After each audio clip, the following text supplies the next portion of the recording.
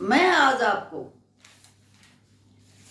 बताना चाहती हूँ कि लोग कहते हैं कि बहू कभी बेटी नहीं बन सकती, लेकिन ऐसा कुछ नहीं है। बहू भी बेटी बन सकती है यदि कोई सास और उसका परिवार चाहे तो। यदि बहू को भी आदर सम्मान मिलेगा, उसको उसका अपना हक मिलेगा, टोका टारी नहीं होगी, किसी चीज की मनाही नहीं होगी, तो बहू भी बेटी बन सकती है। इसी बात पर मैं आपको एक कहानी सुनाना चाहूंगी। यदि आपको पसंद आए तो कृपया करके लाइक और सब्सक्राइब अवश्य कीजिए। आप रामेश्वर नाम का आदमी किसी गांव में रहता था तथा उसकी पत्नी उसके साथ थी। दोनों का ही छोटा मोटा काम था।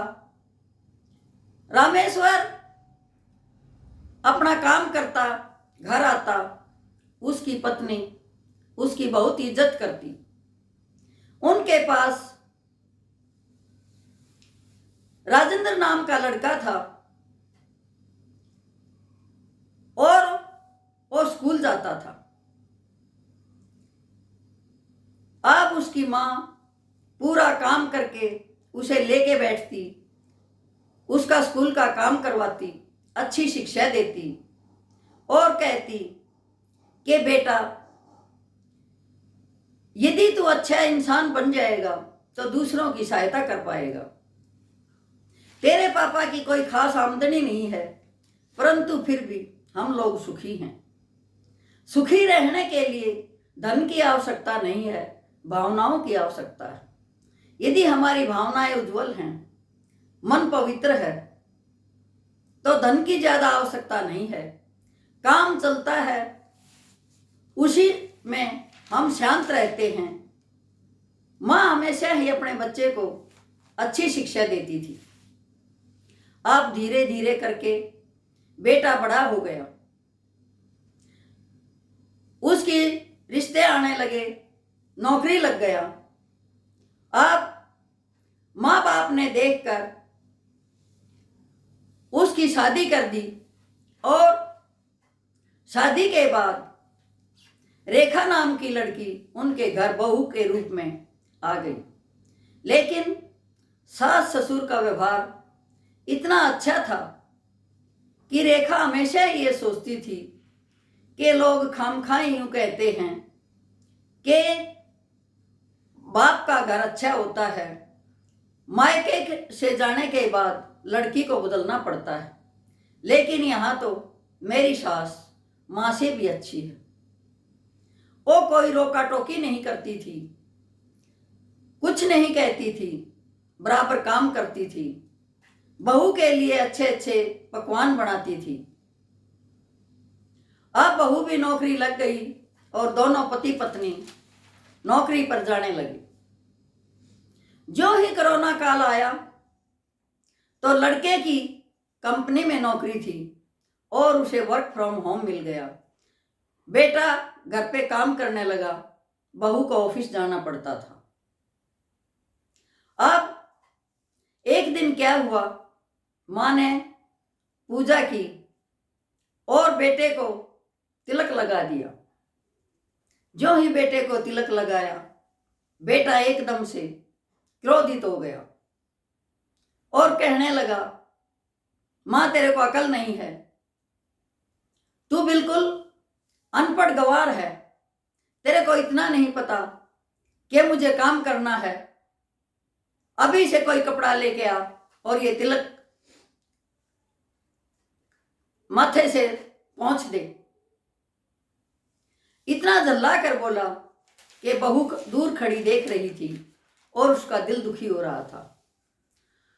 जो ही उसने प्रसाद देना चाहा, बेटे ने प्रसाद भी नहीं लिया और उसकी थाली के ऊपर हाथ मारकर अपने कमरे में चला गया।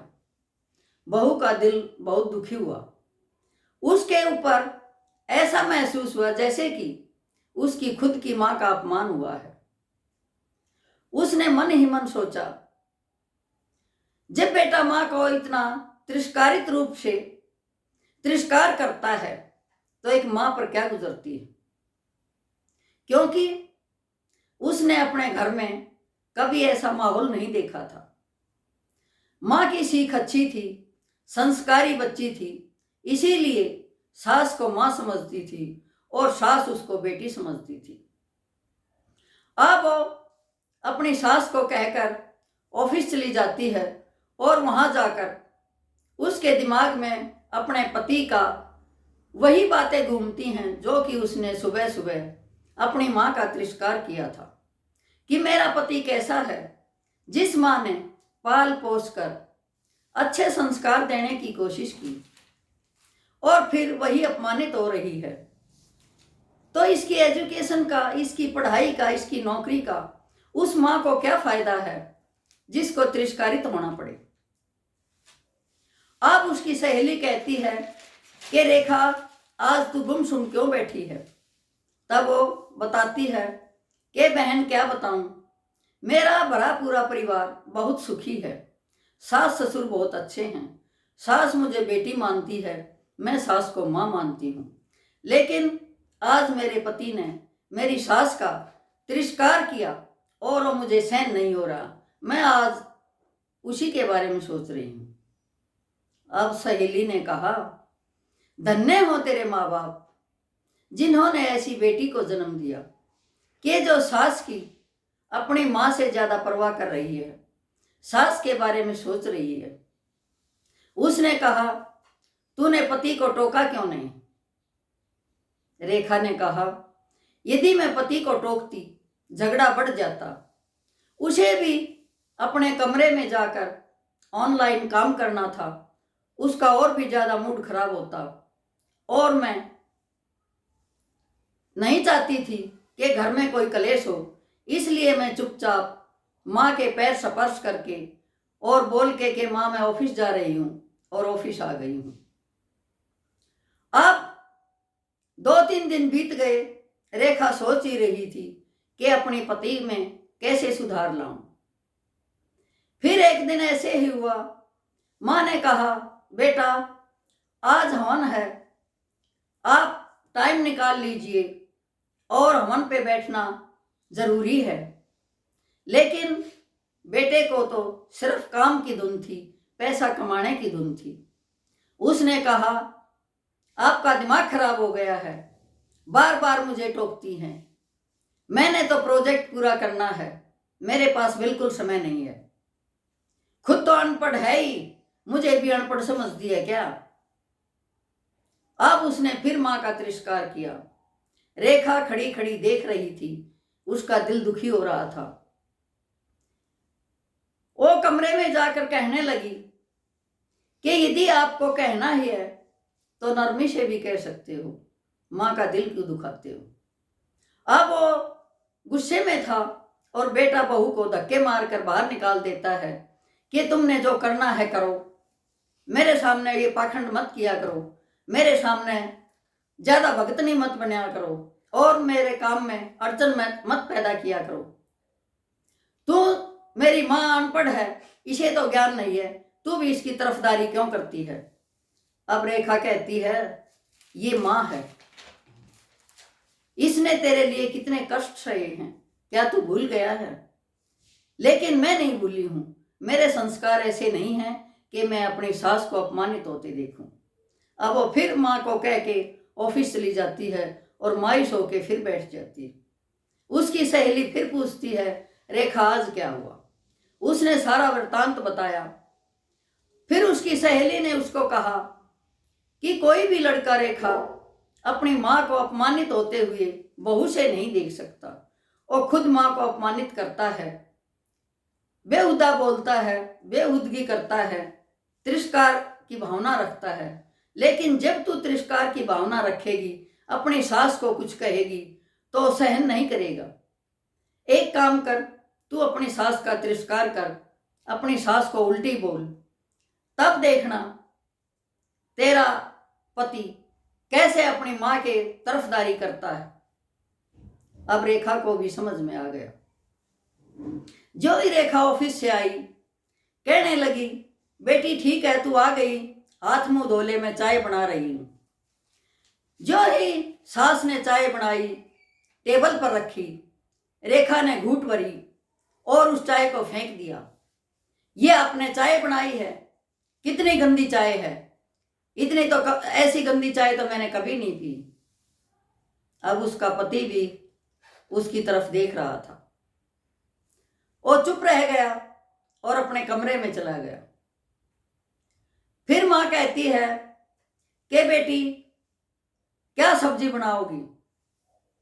अब बहू कहती है, आपको सब्जी की लगी है, मेरा सिर फटा जा रहा है, आज ऑफिस में इतना काम था, आप तो घर में पड़ी रहती हैं, कुछ करती धरती हैं नहीं, पूरा दिन आराम करती हैं और फिर मेरा खून पीती हैं शाम को, जो बनाना है बना लो।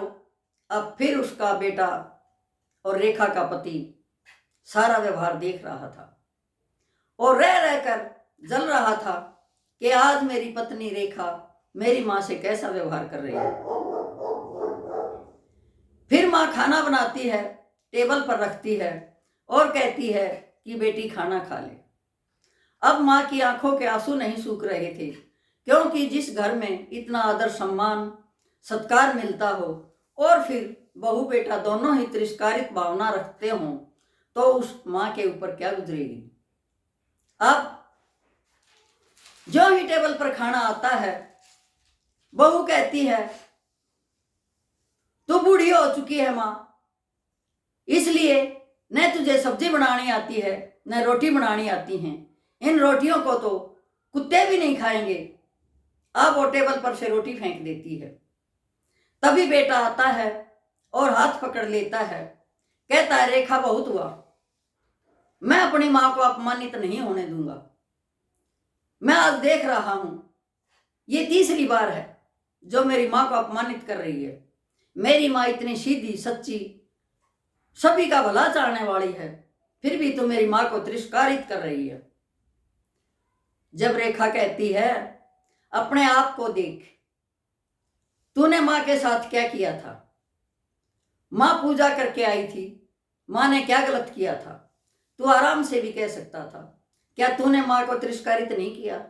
क्या तेरे दिल में उस टाइम पे दर्द नहीं हुआ जब खुद तिरस्कारित कर रहा था?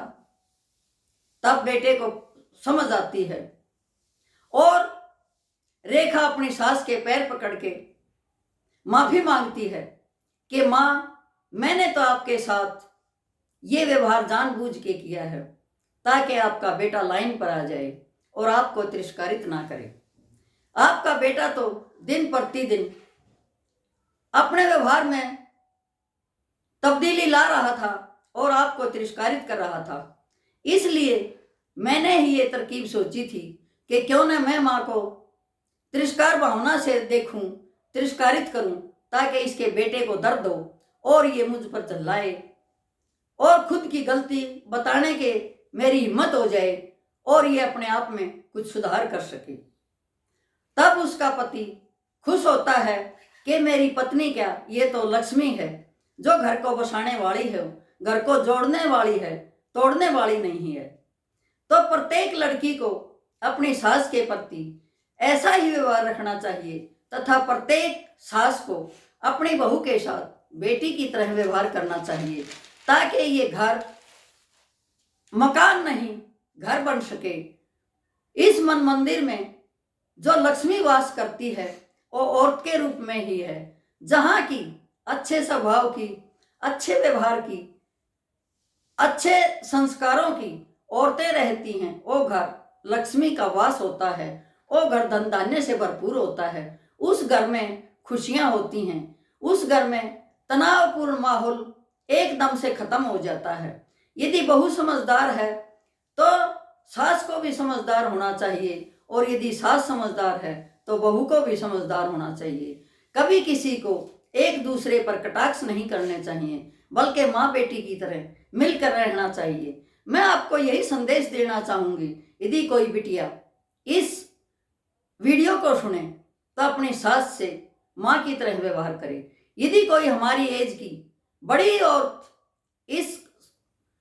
इसको सुने, वीडियो को सुने, तो अपनी बहू के साथ बेटी जैसा व्यवहार करे, ताकि घर में शांति बनी रहे तथा धन धान्य से भरपूर रहें, और दूसरे भी उदाहरण दे कि देखो इनका घर स्वर्ग है, यहाँ कोई ऊंचा नहीं बोलता, सब संस्कारवान हैं, इनसे शिक्षा लो। यही था मेरा वीडियो। यदि पसंद आए तो कृपा करके दूसरों को शेयर अवश्य कीजिए। धन्यवाद।